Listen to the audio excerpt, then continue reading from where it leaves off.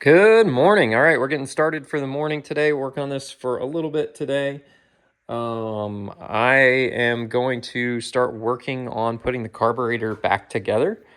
I had a few hiccups when trying to get the carb apart. I couldn't get this jet out right here. I put PB Blast on it and used obviously this giant screwdriver, and it chipped out it kind of cammed out on that flathead thing there. So I couldn't get the jet out. I sprayed carb cleaner in there. It's clean, it's flowing, it's all look good. I also could not get the base separated from the top. So I don't know what that's gonna do. Hopefully we don't get any vacuum leaks or anything. I would really like to get it separated and change this gasket out, but I could not get them separated because I, again, cammed out this screw down here. I couldn't get it loose to save my life. And it just, I put it in the vise here, and maybe I'll try again this morning, but I could not get that thing to come loose, that screw, which you got two on the sides and then one on the top. So I just literally put this thing, it was interesting. I need a bigger parts washer. I had to do a little bit of a modification. So I've got the cleaner, the parts cleaner there, the gunk cleaner stuff. I actually had to put it in a different bowl. I put it in this plastic bowl here, and basically soaked like the carb. I set the base in this way and then let it soak for a while, and then flipped it the other way, let it soak for a while, and then I scrubbed all the parts and pieces and everything down, and let it soak. So I cleaned everything out really good. I also couldn't get this piece out without camming out that screw right there. The screw just would not come loose, which is fine. I got it. I mean, I got I'm going to put a new diaphragm and everything on it. But I got everything else clean, soaked everything in the cleaner, put it in ultrasonic parts cleaner, rinsed everything out really good, sprayed it all down with just carb cleaner in a can. Everything's nice and clean. I got the Venturis nice and clean. One of them was really grimy. The other one looked fine. I'm assuming that was the primary. Looked okay. But gonna get those put back in today. So I've been watching Pinhead's video, and then I've got my factory service manual pages printed out I've got it on my computer on PDF. It's just easier with dirty hands and gloves to just pull it up here on paper. So I've got the factory service manual pages here for putting the carb back together, and got my carb rebuild kit here with all the parts and pieces. And so we'll start putting everything back together today. When I took everything apart, as I went, I separated all the parts out into these little bins that I have and kind of separated them all out. I also then took all the parts and kind of polished them up on the wire wheel on the bench grinder, just to kind of make them a little bit more, because they had some oxidation or whatever on them. So I got all those polished up, got all the parts and pieces here, and they're kind of stacked in the order in which I took them off. Some of these things are getting replaced, but I left all the parts in each bin so that as I went to replace them, I would just grab the parts out of the carb rebuild kit one by one. So these are kind of coming off in order in which they were removed. So the stuff on the bottom, the bins on the bottom here were the ones that I took off first, and then the ones on the top were the most recent ones. So we'll kind of work our way back down there. Hopefully don't get too confused. I did find that this accelerator pump rod is slightly shorter than the other one. I posted out on one of the Facebook groups. A few of the guys said it'll be perfectly fine. Just check the stroke and make sure the stroke is the same. So I'll verify the stroke. There's some instructions in here on how to verify that, measure the stroke. So I'll do that as I'm putting everything back together. So once we finish that today, I'm going to try to change out this gasket here, and my coolant pipe. The coolant return pipe came yesterday, So maybe I'll have time to put that on today. And then we can get the whole coolant system kind of all put back together, and I can actually fill it up with coolant, because this is the ticket to actually getting the heater to work, because the heater returns back into this nipple right here, and then the water pump sucks it up and pushes it back through the system. So I mentioned I forgot to go get another nut for this yesterday. I think I can just reuse this nut actually. So I've kind of polished it up a little bit. It seems fine. So I'm going to actually just reuse that nut, tighten everything back down, call it a day. And what else do we have going on today? Yeah, once I do that, get the new manifold on, get that put back together. And then I get the carb put back together. I'll start kind of reassembling everything over here, start working on the vacuum lines. Once I'm done with the vacuum lines, then we'll go tackle all the electrical stuff. I'm going to redo these battery terminals. I'm going to relume some stuff. I'm going to rewire some stuff. I'm going to put this fuse panel in, and then I need to actually order some relays. I have a couple relays here at the house, but I'm going to order a few more relays, and kind of do like a power block relay thing. I was watching a video last night that the guy from Overland Bound did, where he made this whole like relay fuse block thing. It looked pretty cool and tidy. So I'm probably going to kind of copy that.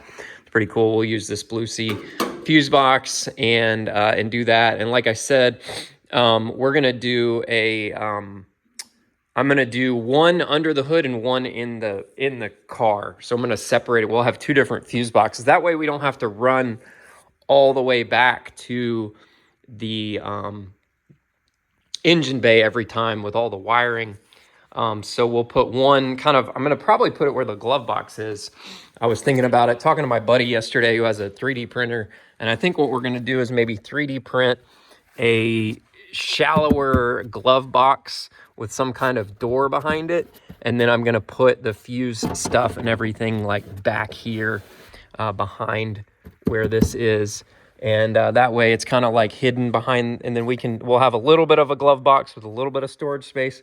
But honestly, since I have the center console now, like we can store things in the center console, so I'm not really worried about losing the glove box. So that's what working on. The seat belts are going to be delivered today. So I don't know, I don't know if I'll have time this weekend to install them. We got a lot of stuff going on this weekend, but maybe I will. So we'll, once we get kind of the engine bay buttoned up, I'll work my way into the interior, which will be kind of all that stuff, putting the dash stuff back together, putting the seat belts in and all that. So stay tuned with me, and talk to you later. All right. So ran into a little snag. This is what do they call this? The slow cut valve. I got it off and the gasket was trashed. Unfortunately, there's no replacement gasket in my kit, nor is there a boot. This boot is missing on the top of that. So I had to make my own gasket. I've got this Felpro gasket material here, and I took the parts and pieces that I had of the gasket, because it came out in like 4 pieces. And I like carefully, this is version 1.0 here, I carefully put it on there and traced it with a pencil, and then cut it out with an X-Acto knife here, carefully. And with version 1.0, I cut this part a little. Here, use the X-Acto knife. I needed to add some more material here. So with version 2.0, you can see I added a little bit more material here. The way I got the holes set up is I traced them first. They were undercut a little bit.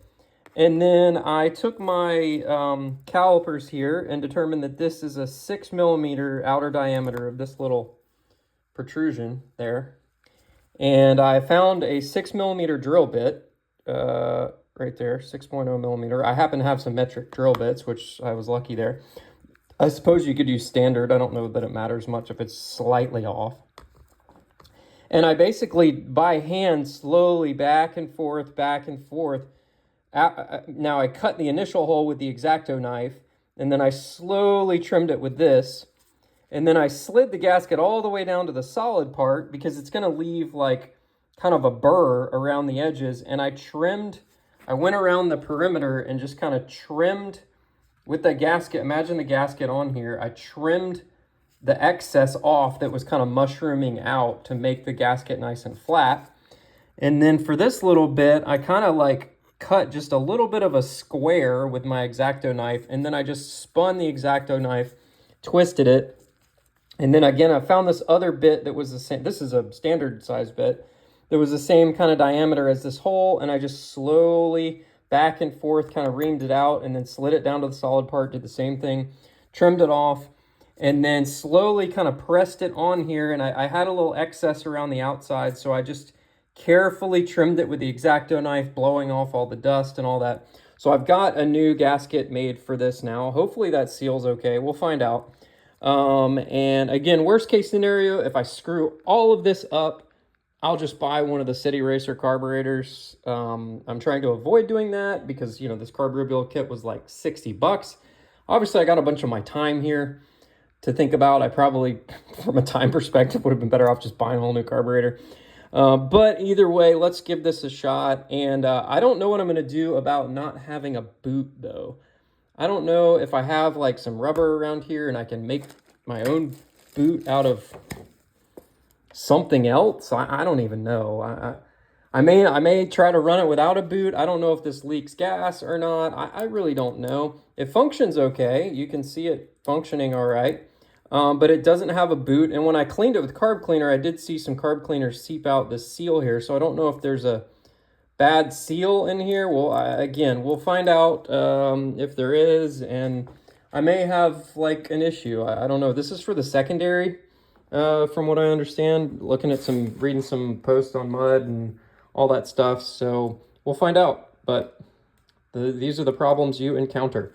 This goes like right here. So I cleaned that out pretty good with carb cleaner and whatnot, and we'll put it back on. I couldn't get the screws loose with I had to use vice grips to actually break the screws loose because I couldn't get them loose. I was rounding them out with a Phillips head. I wish these were not Phillips head. They should have made them into like little hex ones or something. But all right, well, we'll figure this out.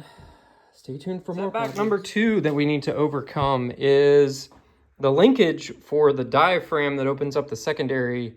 And what I discovered is my rebuild kit, basically the little looped, the part where the linkage goes through, did not have an offset like the original one does. Plus, it was too long. So what I basically decided to do, I looked around see if anybody has a carb rebuild kit locally, maybe just to source this one part. Nobody has one.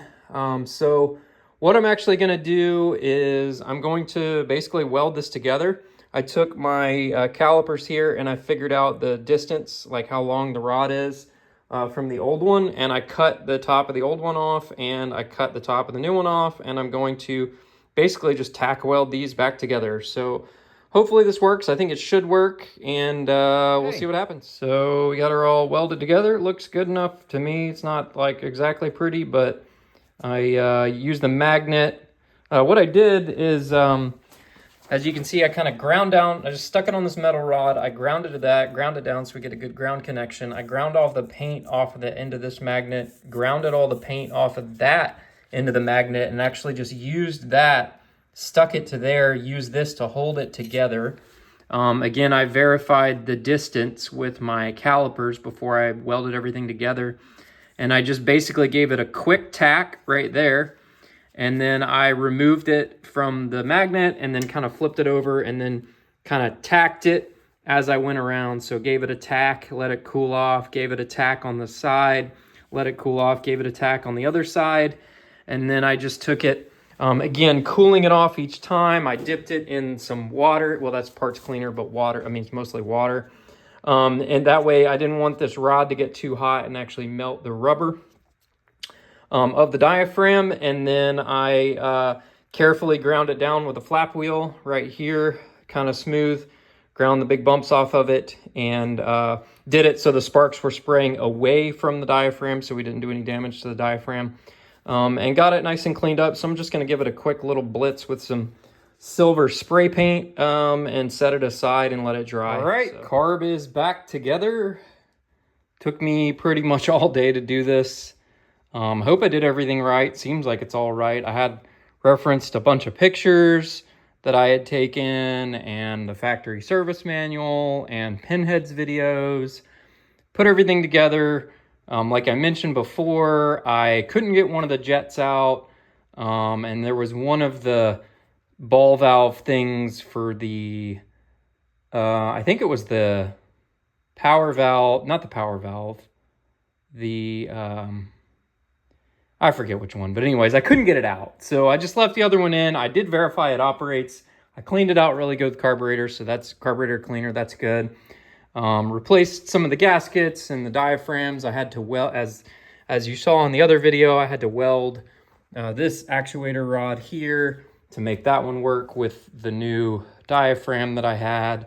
So all this is functional. I verified all the other diaphragms work. I held them under vacuum and they held and they didn't let go. So all these other diaphragms are okay.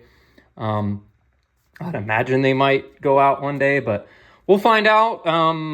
Everything's kind of cleaned out, put back together. So now we are working on got the welder here in the way. I've got to weld up. I haven't put it away because I got to weld that EGR where that hole or whatever the hole in the exhaust is where that smog pipe was. I need to weld that back up. I'm pulling the manifold off right now. We got to leave here, go get the kids here in a few minutes. And then we are going to the Gladiators game tonight, and my son and his teammates get to skate out on the ice during intermission. So that'll be kind of cool.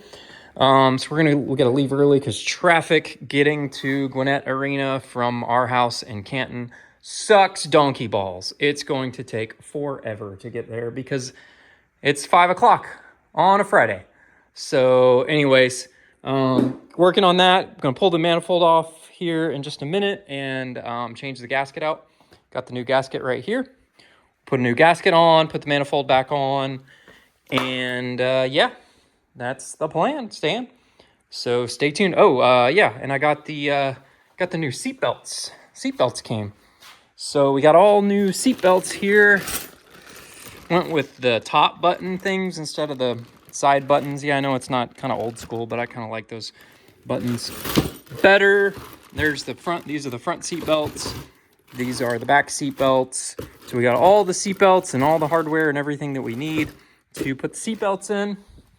And then I've got, yeah, all the other stuff here. So once I get the engine back together, I got a lot of random other stuff to do, but I should be able to get the car running and driving here in a few days.